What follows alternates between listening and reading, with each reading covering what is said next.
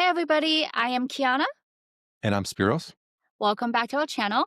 Today we wanted to talk about servant leadership style. Let's start with the definitions. Servant leadership style. It is defined as a people-first philosophy where leaders serve their teams, focusing on empowerment, growth, and collective success rather than authority. So, in short, you can think of it as a people-first approach. There's a lot of pros when it comes down to this style.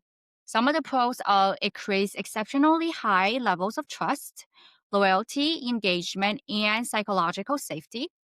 It improves employees' well being, retention, and job satisfaction, and it truly produces sustainable long term results. The environments where this works best in are building or rebuilding value driven culture. If you have a team or company that is recovering from a toxic leadership style, this would be great to be able to utilize, as well as with motivated employees who truly value growth and purpose. The servant leadership style is one of the best styles to utilize. Now, with pros, there's going to be cons. What would you say some of the cons, Spiros? Yes, Kiana. So, risk of perceived weakness because of prioritizing service and empathy over visible authority and command. Another is risk of leader burnout if the self care and boundaries are neglected. And it may be exploited by lazy or entitled employees if accountability is missing.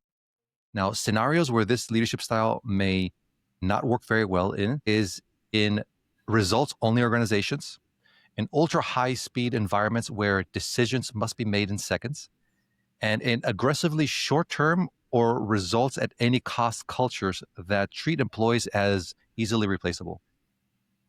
Now, a little bit of reflection on this style, and something that I think both of us have used a lot. You do want to remove obstacles and kind of provide resources for the people before they ask. So they're kind of, you're kind of supporting them proactively, I guess you could say.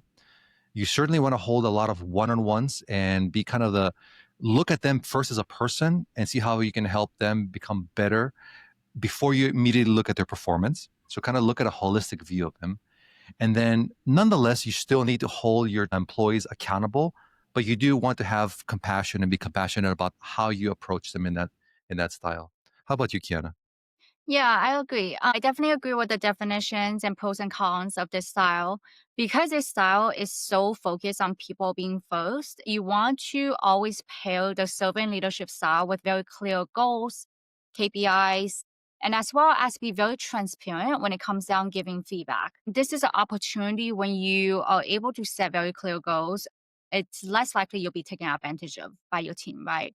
The other piece really comes down to since you are focusing on the results, happiness, and buy-in of your team, you want to be able to give credit where credit's due, as well as you want to be able to take responsibilities for the failures of performance or the team as well, but always have a plan to be able to help them succeed and also think about the performance and health of the company.